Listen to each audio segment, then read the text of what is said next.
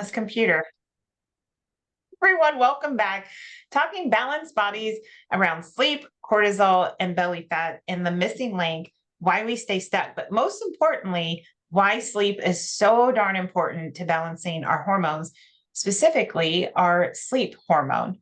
Um, our workshop is going to cover lots of things, specifically helping women understand the connection between stress, sleep, and fat loss, understanding the breakdown of how poor sleep can dysregulate our cortisol, insulin, and other hunger hormones.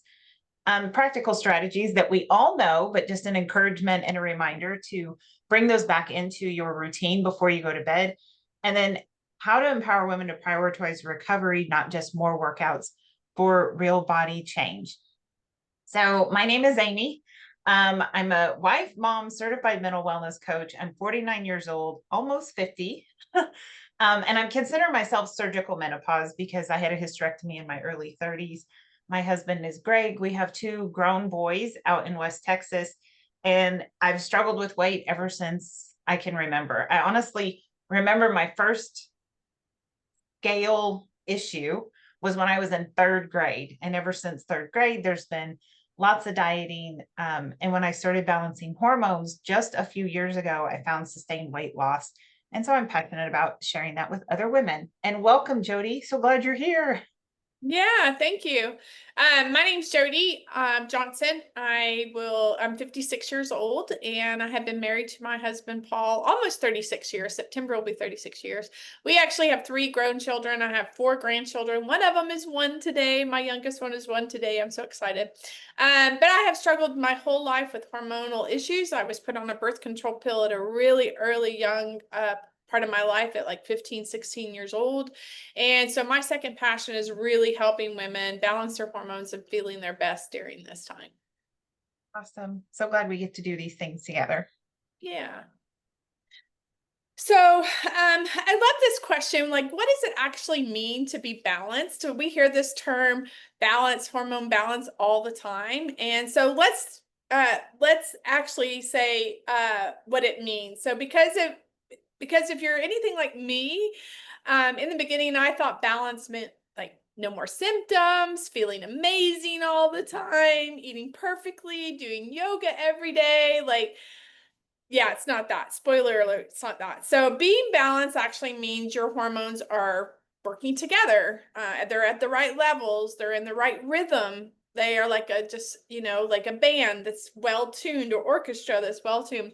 So estrogen, progesterone, cortisol, insulin, thyroid hormones, they all have a role to play. And one is off, usually they all are off. And so that kind of makes us, that's what gives us, we get poor sleep.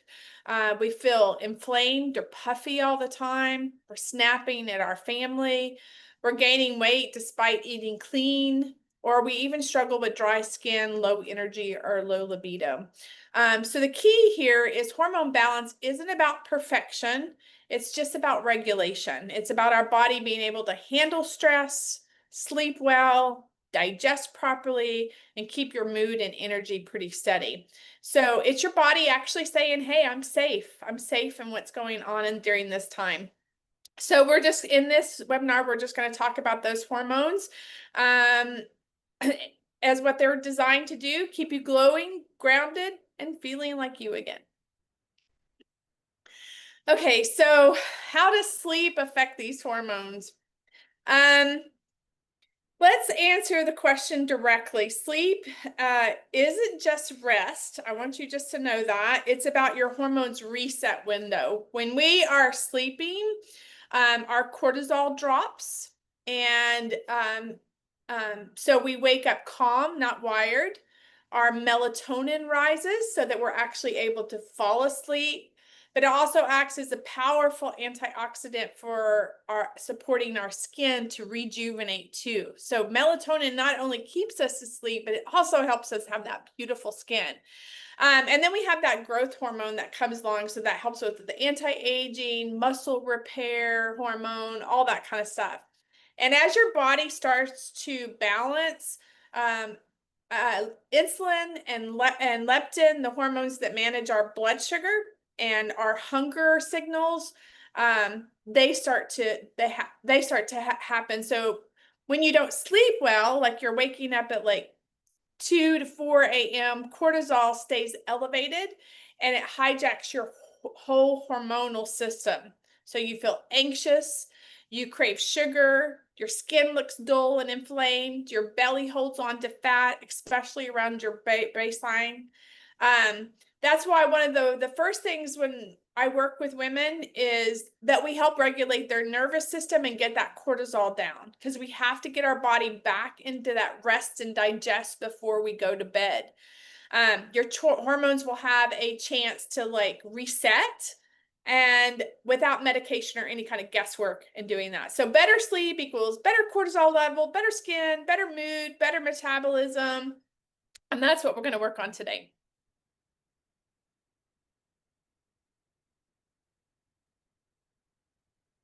Oh, Amy, you're muted.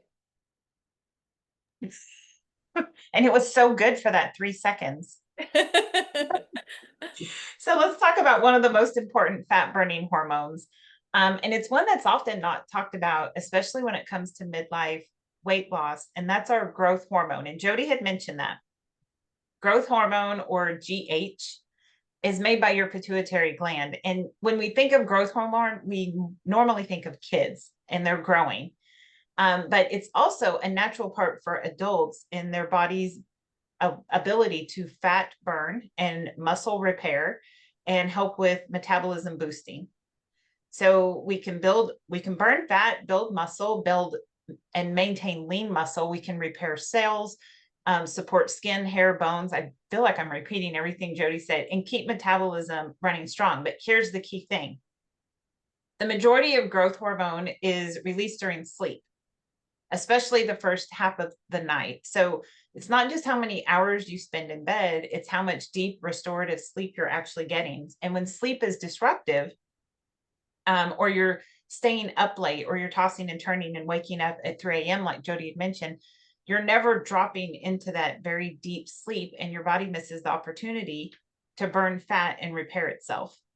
And here's why it's so important for us in midlife, in that middle area, is because your growth hormone naturally begins to decline. And we talk about this all the time. All of our hormones kind of tend to be on the decline. Our growth hormone is the same way. We tend to struggle more with sleep thanks to hormone shifts and maybe night sweats and stress and cortisol. I mean, you name it, there's a lot of things waking us up in the middle of the night. So if you aren't getting quality sleep, it's almost like your body is turning off its natural fat burning switch. No matter how well you eat during the day, how you exercise all day long, without that support, we kind of bang our head against losing that belly fat. So improving your sleep quality, getting into that deep, restful sleep the first half of the night is huge. When we support that, we support hormone balance, boost fat loss. You feel younger because you have more energy throughout the day. You feel stronger. And that's why sleep matters so much. It's not just more about energy and being rested. It's such an important piece for our body to physically transform. Cortisol and your stress hormone also affects our sleep, belly fat, and hormone balance. And cortisol gets such a bad rap, but it's actually not bad. We need it. It's the hormone that helps you wake up, have energy, helps you handle stress throughout the day, power through your day. But when cortisol is out of balance, everything else is out of balance too. And it's especially affects your sleep, your fat hormones, or your fat storage, and your cravings. So here's the natural rhythm of your body. When you wake up, your cortisol is higher, and it helps you feel awake. Throughout the day, it is supposed to taper off. That's how the body works. And by bedtime, cortisol should be low, and your melatonin, your sleep hormone, should be on the rise, and then you can hopefully restfully and easily fall asleep. Overnight, low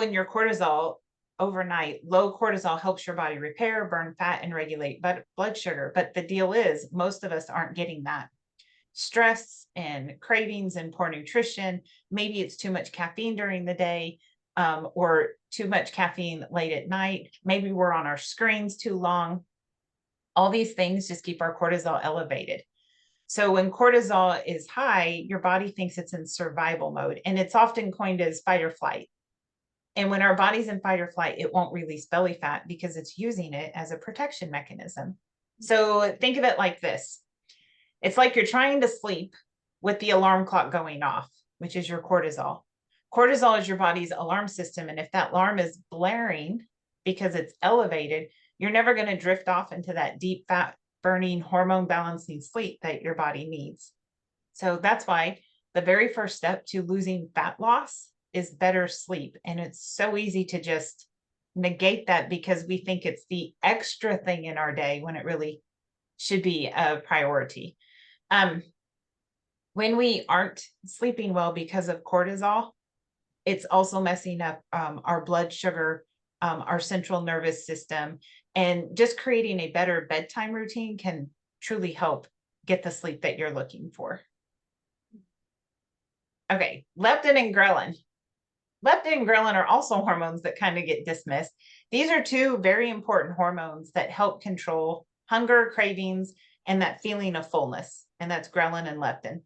Ghrelin is your body's hunger hormone. When ghrelin rises, your brain gets the message that it's time to eat. So think of ghrelin creates the hunger growl. Leptin is your fullness hormone. It signals to your brain that you've had enough, and at any time you can stop eating. I always say when you're eating, pay attention to when your body just naturally like sighs. For most people, it will happen towards the end of the meal. And I've watched this all the time around holidays. People will recline in their seat, they kind of fix their pants, and they wait for their belly to settle so they can go get more food. It's actually not round two that it's signaling. It's signaling that you're full and you can stop eating. Your body actually does not need any more fuel, but we often dismiss that. And when we don't get good quality sleep, ghrelin increases. So you feel hungry all the time throughout the day and you're tempted to grab snacks. And leptin decreases, which causes us to overeat. We never feel satisfied. So that's why poor sleep leads to stronger cravings, especially around sugar and carbs, and often leads to us overeating. Our body isn't looking for more fuel, so it has more energy. It's just a missignaling between our hunger hormones related to our quality of sleep. Okay, insulin.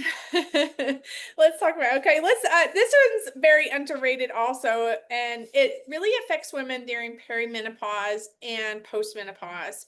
So insulin, most time when people think of insulin, they think of being about diabetes. But here's the truth. If your insulin is even slightly off, it can show up as weight gain around your belly.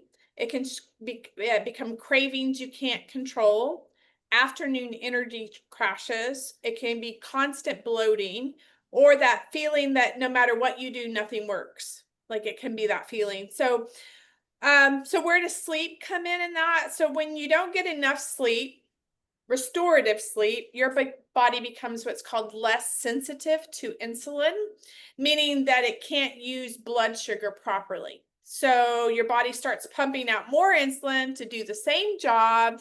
And hold on, I've lost my notes. So your body starts to do the same job. Sorry, my notes, I want to make sure. And this is called insulin resistance. So insulin resistance, we hear that all the time, and it just means that it leads your body to storing fat, more inflammation, a higher risk of type 2 diabetes, or a metabolic syndrome, which means your body metabolically is not working. So here's the kicker. One night of poor sleep can reduce your insulin sensitivity by 30%. So you can imagine that if we're constantly not getting a good night's sleep, we're going to end up doing this. Our body is going to be in that pre-diabetic state, even though it doesn't register as a pre-diabetic state. So if you've been like cutting carbs, hitting the gym, doing everything right and not seeing results, it's pretty much because that hormone insulin is not working properly and is not being burned up. So it's a core healing tool. This is why sleep is not optional during during this time, it's really the core healing tool. So when we get insulin, working problem, the cravings, the belly fat, the energy, and all that, without the food fight, will all start balancing. So let me give you like an example, because I really didn't understand this when I started learning about insulin sensitivity. It didn't make any sense to me. So I had to have, I don't know if anybody's like a visual person, but I had to have something that actually like what it looked like. So imagine you had like a door to your home, and you had all these people with you, and you were going to have a party. So there's all these people here in the hall or wherever outside, and they're waiting for you to unlock the door. So you have this key, which is called insulin, and you have all these people out here, which is your sugar or your glucose, and you're saying, okay, hold on a second, let me open the door. So insulin comes up with the key, and it's a brand new key, and the lock is all silky, and you just put the key in there, it just opens, and the door opens up, and all these people come in, and we have this party, and we dance it all around and everything until all of the energy is used up. So we're doing all this energy or whatever. Well, what happens is when we don't get sleep and we become more insulin resistant, that key doesn't work anymore. So you've got a group of people out here with you, and you've got to the door, and the lock is all rusty, and the key is bent, and you've got more people showing up for the party, and you can't get the door open. And in fact, you've got 5 locks now that you've got to unlock. So now it needs more insulin to unlock. So it's trying to unlock all of these locks, but as you're trying to unlock them, you get all this stuff, that more sugar buildup. And so time that door finally gets in, the muscle can't use up all of that sugar, or wherever it's going, it can't use up all that sugar. So all of that sugar that's left, that glucose, is left in the bloodstream. That's what causes us, that's what insulin resistant actually means. So when you become insulin resistant and you're not able to use that up, that's what makes it so much harder to lose weight, to not be bloated, all those kind of things. And sleep is a key important part of not becoming insulin resistant. Crazy, right? Yeah. Yeah, that was so good. Thank you. Oh, you're welcome. I had to like really I really had to get a visual in my head, because I could not get it in my head what was going on. Okay, so thyroid. Ugh. Another one. I hear her talk about this all the time. So thyroid, really, sleep plays a huge part in regulating our thyroid. So the thyroid hormone is actually a powerhouse controlling our metabolism, our energy, our mood, even our skin and our hair, because this really shows up. So it's part of a communication chain called the HPT axis, which is a hypothalamus, pituitary, and thyroid. Those all have like, they regulate everything. They're an entire chain of stuff that regulate everything. When I don't know why I keep getting my papers all mixed up here. There we go. So sleep, what sleep does, specifically that deep restorative sleep, is when your brain tells your thyroid, we're safe, we can function normally, we can signal the hypothalamus to the pituitary, to the thyroid, to release those things that we know, which is TSH and T4, T3, to have those active thyroid hormones to help us do what we do. So here's what happens when we don't get sleep. So when we don't get sleep, the whole communication between all of that just gets super glitchy. Your body perceives that glitchiness as stress. So when your body feels under stress, what happens? Your cortisol rises. When cortisol rises, it blocks the T4 or the T3. That's why we say when we don't get this core problem if we don't pay attention to this core problem, it messes with our thyroid, and this is what we're talking about. And suddenly you feel exhausted, your hair starts falling out, your metabolism slows down, your brain feels like mush. Does that sound familiar? Like it does to me, sound familiar? So you're not lazy or crazy, you're just overwhelmed and under supported. So if you've been told your labs are normal, but you still feel off, your thyroid isn't the problem, your stress and sleep are the problem. And I hate to say that problem. I hate to say that problem. They're just in dysregulation, and we got to get them back into regulation. So you can't fix thyroid function without fixing the cortisol nervous system first. So this why it's so important for us to regulate those. I feel like I'm doing all the talking now, Amy. Okay, I think this is my last slide. I'm getting very animated here. Okay, estrogen and progesterone, my two favorite hormones. I feel like I've been in struggle with these hormones my whole life, but that's okay because they're powerhouses. This is where my passion comes in, is for these hormones. So not only do we need estrogen and progesterone to have a period or fertility or things like that, but these hormones actually help us with mood and sleep, skin, metabolism, bone health, and even our memory. So sleep affects these hormones. It's kind of a two-way street. Sleep affects these hormones affect sleep. It becomes a really vicious cycle. Okay. So when you don't get sleep, especially that REM sleep, then it causes stress. And then stress, of course, suppresses progesterone, which is the calming hormone. And the low progesterone, it's harder for us to fall asleep and stay asleep. So at the same time, poor sleep can throw off that estrogen metabolism, leading to hot flashes, mood swings, night sweats, and so on. So sleep disruption just adds fuel to the fire. When we're not sleeping, these symptoms just get worse.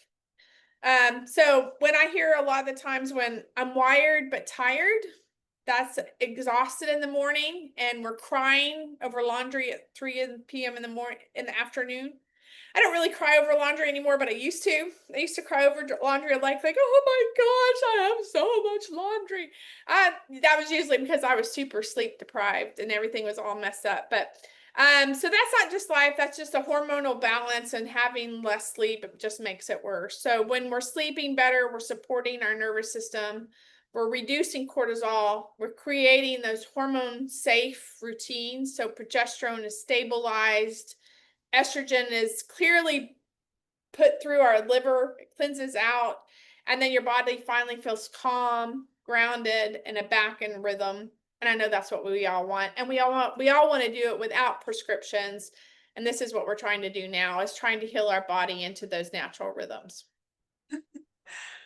That was excellent. And I love all your animated. You can tell you're very passionate, Jody. So Thank you. bottom line is sleep quality is going to affect our hormones. And when we support our hormones, everything's just going to work better. Your metabolism, your mood, your energy, your body's ability to lose fat. And if we think about how long we've been struggling, like how long have we been stressed and how long have we lacked good sleep? And most women can probably say that they've lacked really good sleep since prior to the first of their birth of their first child. Ever since then, it's probably been out of whack. So it's something to take seriously. Sleep is not a luxury. It's essential for our body's ability to heal. So what are some solutions? And these will be so incredibly obvious to you, but sometimes we have to repeat the obvious. So maybe one or two of those things will stick. I'm going to read them, but I'm not going to go in depth of them. You know what they are. Set a consistent sleep schedule, early to bed, early to rise, whatever that is for you. A relaxing bedtime ritual, which Jody has got me hooked on this. You're going to have to explain it, but rubbing oils in my face with this little pink tool. And every night I read and I just rub all over my face. And it's so relaxing. And Greg's like, what are you doing? And I'm like, just me time. I think limiting screen time is brilliant. Very hard to do. I mean, literally the last thing I do before I go to bed is I just want to see if my kids texted me. By the way, they never do. They're out living their life. I don't know why I pick up my phone, but I do. Regular exercise, obviously great. Watch your diet. Try to eat whole foods, a balanced diet. We know all the things. And morning sunlight exposure, by far my favorite, first thing in the morning. Do you want to take the last half, Jody? Yeah, sure. Make your bedroom sleep friendly. Like, let it be cool. have a, make sure the covers are right. Let yourself relax enough to figure out what that means. Maybe make sure it's dark, not light, make sure it's dark. Yeah. Managing stress. I always teach my ladies, tapping, walking, humming, prayer, meditation, yoga, anything that helps relieve those stress hormones, let your body know it's safe. And if we do need to take some natural sleep supplements, we can. That's good. We don't want to take melatonin. That's something that's pretty synthetic. If we start taking melatonin, then our body will start producing that. So we want to make sure we get some natural ones. Limit nap times. I know sometimes it's tempting, but limit those. And please make sure you're getting enough fluid intake and getting your body hydrated. That's going to help with your sleep process too. Especially early in the day instead of right before. Yeah, yeah, definitely. We probably could have even said limit caffeine after lunch because that's when our cortisol is supposed to be lowering. True. That's a good one too. Lots of good things to do. So a few things: sleep, adaptogens. Most of you are drinking happy juice, or you've at least heard of it. That helps lower cortisol. Magnesium is a big one. I didn't realize how big magnesium was until I decided I don't think this supplement's working, and I stopped taking it. And then I was having difficulties with sleep, so I'm back on it. There's lots of different kinds of magnesium. So magnesium citrate and glycinate before bedtime helps. And Jody, how many hours of sleep do we need? And you can't catch up with sleep. It's 7 to 9 hours you should be getting.